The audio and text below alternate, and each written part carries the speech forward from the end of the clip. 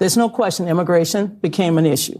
But I'm not going to get into this, oh, the people are too damn woke. That wasn't an issue. What happened? Yeah, it was. I disagree with you. I know, and that's why you're going to keep losing. So today we have about episode 1000 of Democrats still refusing to learn the correct lessons from the 2024 election. And today's episode involves none other than Donna Brazile, who recently went on Bill Maher's show to claim that the Democrats didn't lose the election because they were too woke. Now, before we get into it, I want to briefly remind everyone of who Donna Brazile is. That was the former DNC chair who was caught back in 2016 handing Hillary Clinton the debate questions against Bernie Sanders. So she is the person who arguably rigged the 2016 primary in favor of Hillary Clinton. Of course, Hillary Clinton went on to lose to Donald Trump. And I think it is so telling that Donna Brazile is not a person who still to this day has been disgraced out of the Democrat Party, right? You would think after all her corruption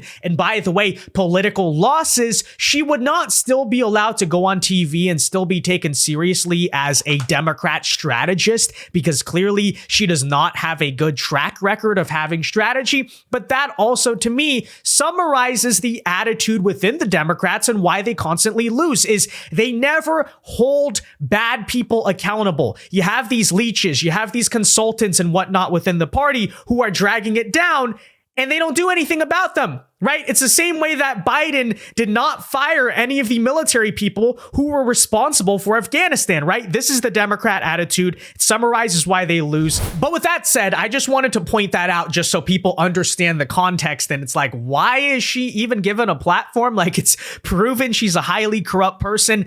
Anyways, so Donna Brazile goes on Bill Maher's show to explain why she doesn't really think the woke lost the election. We'll show you that in a second. First, folks, do us a big favor. Make sure you hit that like button down below and subscribe if you are new. Why should you subscribe? Because it ensures we can keep bringing you these videos. And with that said, let's get into it. I agree with the first two, because immigration, as I said, well, inflation was something. The Biden-Harris administration, they wrestled with that through the supply chain, through trying to lower the cost, making sure that people could afford their groceries and their gas. But still, childcare became a big issue, housing, the cost of housing. So while I do believe that they made significant gains, there's no question immigration became an issue. But I'm not going to get into this, oh, the people are too damn woke. That wasn't an issue. What happened? Yeah, it was. I disagree with you. I know, and that's why you're going to keep losing. No, man, look. I mean, it's not to go. Okay. But not to go back to the. Why do you think that? Why do you think that after? Yeah, as Bill points out, that's why you guys are gonna keep losing. Okay, now in total fairness, all right, we'll be as objective about this as possible. Is woke the sole reason why Kamala lost? No. Is it even the primary reason? I would again argue no, right? I think the economy was the biggest, then the border. But let's not pretend like the culture wars did not play a part, because it sort of doubles down on the Democrat image. They are already perceived to be totally out of touch and largely responsible for the economic problems in our country. But then when you add on the fact that they're totally woke and people have this perception that they are, instead of trying to help everyday Americans, are fixated on these insane cultural woke fights, then you get the image of an elitist Hollywood out of touch party that is just completely delusional and unrelatable to people. Now, if you again still do not want to admit as a Democrat that the woke stuff was a contributing factor, and we have many on the left, like Kyle Kulinski, like David Pakman, Brian Tyler Cohen, a lot of people out there, it's not just Donna Brazile, are making this argument. I will remind all of you that in terms of the data, the focus group research, do you know what was found to be Trump's most effective ad in the 2024 election? It was not actually something about the economy. It was this one right here. Again, they played this on Sunday Night Football. The focus groups, the polls said this was overwhelmingly effective. And it was the one that said, Kamala is for they, them, Trump is for you. Kamala supports taxpayer-funded sex changes for prisoners. Surgery. For prisoners. For prisoners. Every transgender inmate in the prison system would have access It's hard to believe, but it's true. Even the liberal media was shocked Kamala supports taxpayer-funded sex changes for prisoners and illegal aliens. Every transgender inmate would have access. Kamala's for they, them. President Trump is for you. I'm Donald J. Trump, and I approve this message. Yeah, and again, according to the polling, that was Donald Trump's most effective ad. Okay, even I'm a little surprised by it, honestly. I remember seeing that ad on TV. I was like, yeah, this is good, but is it like the most effective use of the airwaves? Maybe we talk about a more important issue like the economy or something. I don't know if the culture war will sell to people. So even I will admit, okay, I was a little skeptical of it. Not that I disagree with it, but that, okay, maybe it's not the most of it. Turns out it was, right? They ran it a lot on football games, on baseball games. Turns out it did very well with the male audiences. And as you can see from the election, clearly they knew what they were doing. And very interestingly, again, if you don't want to believe me on this, even Kamala Harris campaign officials anonymously admitted to the New York Times that this ad was heavily effective. Check this out. In the weeks before Election Day, aides to Kamala Harris could see in campaign polling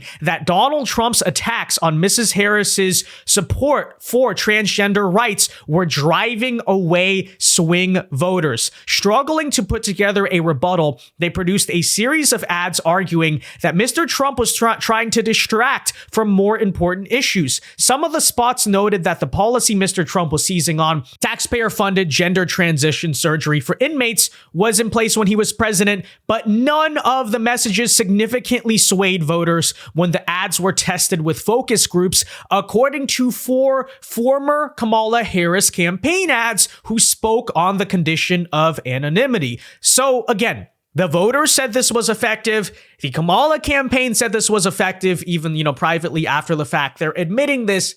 Guys, it was a big contributing factor. Let's not pretend like it was not.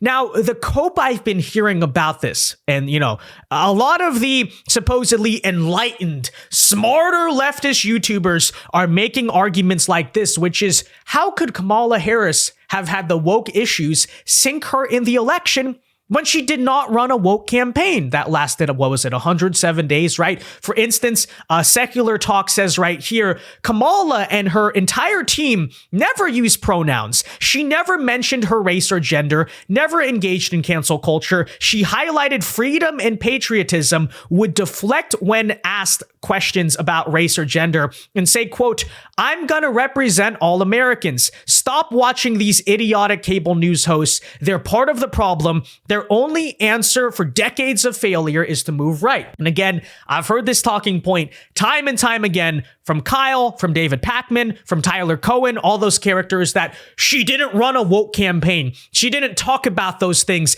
It's impossible, therefore, that the woke could have lost her the election because she wasn't woke.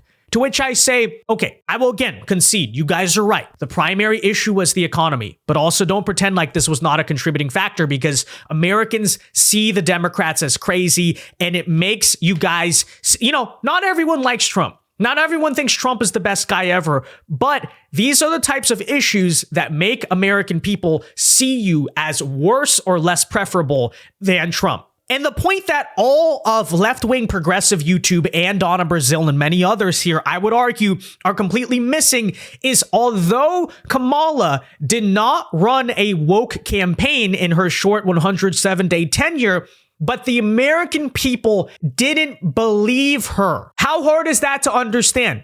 I think you guys are all missing the point, okay? Which is, yes, she didn't talk about those things, but the American people have memories. Right? And a lot of the campaign ads also highlighted this. Guys, Kamala Harris was embracing the woke for years. Okay? Back in 2020, let's not forget, she ran the most socially far left campaign of all the Democrats. She did that. Turns out the American people, at least some of them, actually remembered that, okay? And for 8 years, even longer back, the Democrats have pushed so hard on the culture war. They've become so toxic and so divisive. And you guys, your central argument is you thought that Kamala Harris could have successfully gaslit the American people in 107 days by just stopping to talk about these things. All of a sudden we're not woke, do a 180 pivot. And you're like, oh no, why didn't American people believe us? Because the whole thing was fake, right? They have lived for the past 4 years. They have seen as you left the border wide open.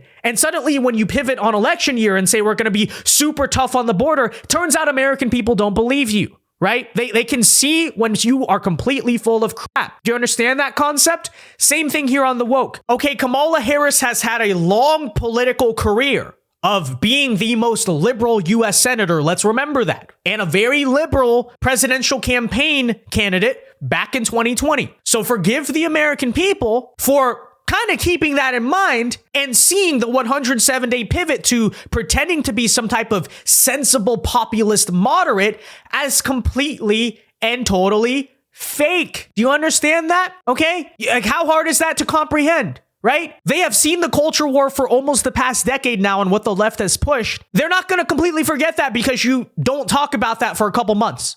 Okay, so that's the point everyone is missing here. Okay, yes. Is it true Democrats need to be better on economy, need to be better on immigration? Are these the most key factors? Absolutely. But let's also not pretend like the woke stuff is not highly poisonous for your party, because it is. And again, when confronted with two options that independent voters are not the most fond of, right? People who don't really like Trump's personality or whatever, it is that woke stuff, in my opinion, with the economy, with everything else, that makes them fear the Democrats more than they fear Trump. This is what Kyle doesn't get. This is what Donna Brazile doesn't get. And again, the point I want to drive home so much, just because you pivot and pretend to be moderate for 107 days does not mean the American people believe you. And I don't understand why people can't comprehend that. It just doesn't make sense. But with that said, guys, let me know your thoughts on all of this in the comment section down below. Be sure to leave a like on this video, subscribe if you are new, and until next time, God bless and peace.